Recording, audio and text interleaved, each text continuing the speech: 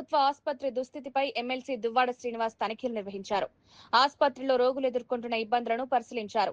ఫైళ్లపై చూపిస్తున్న శ్రద్ధ ప్రజారోగ్యంపై ఎందుకు చూపించడం లేదని మంత్రి అచ్చెన్నాయుడును ప్రశ్నించారు. మీ ఇలాఖాలోనే రోగులు అల్లాడుతుంటే ప్రభుత్వం ఏం చేస్తోందని మండిపడ్డారు. వైద్య సేవలు, సిబ్బంది కొరత, సదుపాయాల లోపాలపై అధికారులను నిలదీశారు. ప్రజలకు మెరుగైన వైద్యం అందించడంలో ప్రభుత్వం విఫలమైందని విమర్శించారు. నీటి సరఫరా లేదు కదా, నేనిచ్చిన ఒక్క బోర్డుతోనే ఈ ఆసుపత్రి నిర్వాహకం జరుగుతుంది కదా. దిక్కుమాలిన స్థితిలో ఉన్నారా? మంత్రి నిద్రపోతున్నాడా? గాడిదలు కాస్తున్నాడా?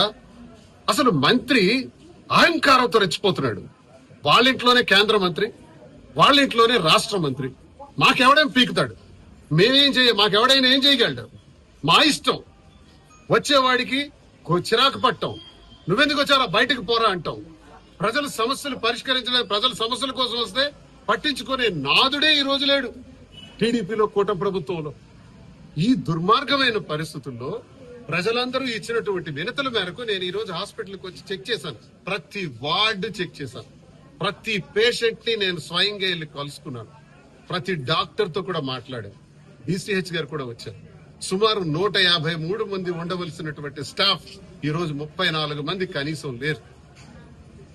మన నర్సింగ్ స్టాఫ్ అయితే పూర్తిగా లేరు. కార్డియాలజీ విభాగానికి సంబంధించి డాక్టర్లే లేరు. జిల్లా కేడర్ హాస్పిటల్లో కార్డియాలజీకి అత్యవసర పరిస్థితుల్లో వస్తారు. నేను తీసుకున్న రిపోర్ట్స్ ప్రకారం ఓపీ షీట్స్ ను కూడా, నేను ఓపీ ఫైల్స్ ను కూడా స్టడీ చేస్తే రోజుకు సుమారు 450 నుంచి 500 మంది వరకు ఇక్కడికి పేషెంట్స్ వస్తున్నారు. చిన్న విషయం కాదు ఇది. ఇంతమంది పేషెంట్స్ వస్తే ఒక్కొక్క విభాగానికి వాళ్ళకు పంపిస్తే ఒక్కొక్క విభాగంలో గైనిక్కే ఇంచుమించు 80 నుంచి 90 వరకు అవుతున్నారు. ఎక్స్రేస్ తీయాలంటే కనీసం 100 మంది అవుతున్నారు. ఎక్స్రేస్ కనీసం రోజుకు 100 మందికి తీయాలంటే ఒకే ఒక్క మెషిన్ ఉంది. అందులో స్టాఫ్ 2 మాత్రమే ఉన్నారు. ఒక ఎక్స్రేతో మీరు ఎంతమందికి మీరు ఎక్స్రే తీయగలుగుతారు ఒకే ఎక్స్రే మిషన్ తో? అలాగే డయాలసిస్ కు చూసినప్పటికి 13 ఉన్నాయి. మరొక 8 అయినా కావాలి.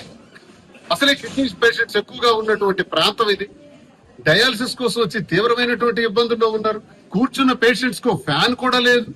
సఫోకేషన్ లో వాళ్ళకి పెట్టేస్తున్నారు. అప్పటికే ప్రాణాలు పోయే స్థితిలో డయాలసిస్ పేషెంట్స్ ఉన్నారు. వాళ్ళని తీసుకెళ్లి ఆ బెడ్ మీద వేసి ఆ డయాలసిస్ చేసేటప్పటికి ఏ సాయంత్రం అవుతుంది.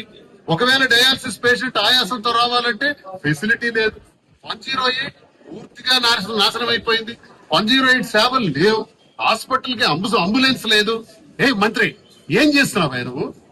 అంబులెన్స్ కూడా ఇచ్చుకోలేవా నీ కాన్స్టిట్యున్సీలో?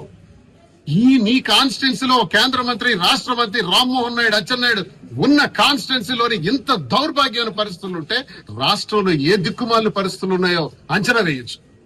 ఆరోగ్యశ్రీ 3228 రకాల రోగాలకి జగన్మోహన్ రెడ్డి గారు వెన్నుపూస వ్యాధి వచ్చినా, కార్డియాక్ ప్రాబ్లం వచ్చినా, ట్రామాలో ఏవైనా ఫ్రాక్చర్స్ అయినా, ఆఖరి కాక్లియర్ ఇంప్లాంటేషన్ లాంటి డిసీజులు వచ్చినా 7.5 లక్షల రూపాయలు ఖర్చు అయినా